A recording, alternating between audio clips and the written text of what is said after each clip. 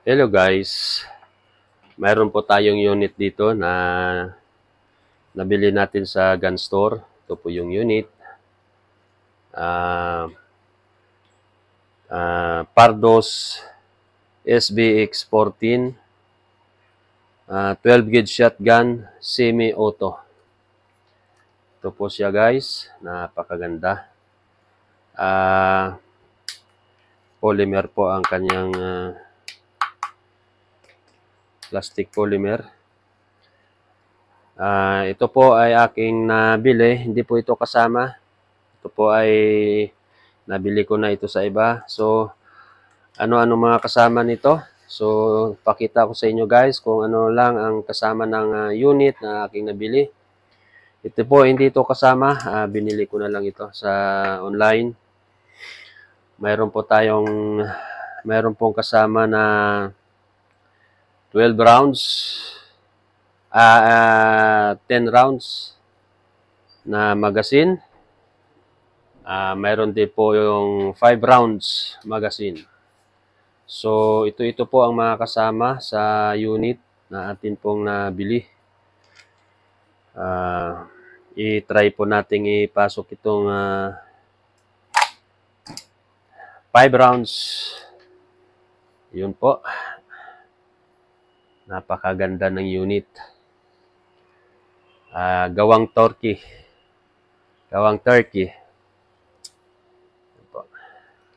So, maangas.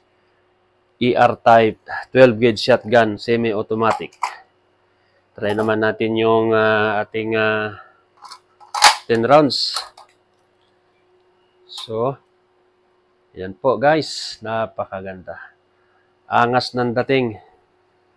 Yan po. So, ito po ay mga bili na natin ito sa online. Itong mga ito. Medyo pinaganda na lang natin para lalong maging maangas tingnan. Maganda po. At saka extended po ang bar nito. Yan po.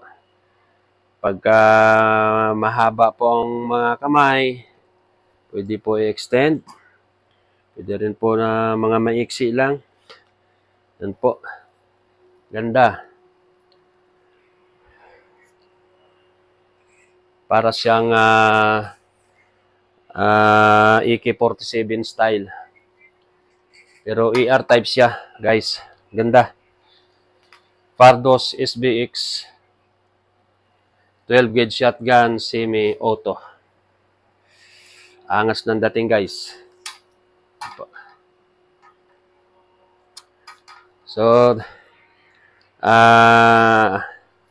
abangan nyo guys kung atin po itong i-test fire kung ano ang lakas nito. So, abangan nyo po ang susunod na aking vlog dito sa ating unit. Thank you guys. Please subscribe my YouTube channel, Buddy Vlog. And follow na rin. At follow na rin po sa may aking page, Buddy Vlog. Please follow and subscribe. Maraming salamat guys. Testing natin to sa sunod na vlog ko para malaman natin ang kapasidad nito o ang lakas nitong SBX Pardos 12 gauge shotgun semi-auto. Maraming salamat.